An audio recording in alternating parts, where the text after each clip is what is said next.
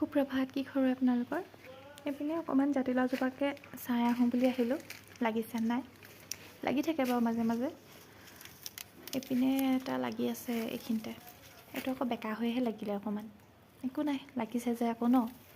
এইফালে অকণমানি এটাও আছে আৰু ঢেৰ কলিয়াই আছে। কিছুমান মানে বেয়া হৈ পৰি যায়, তাৰ মাজতে দুই তিনিটা মানে অকণমান ডাঙৰ হয়।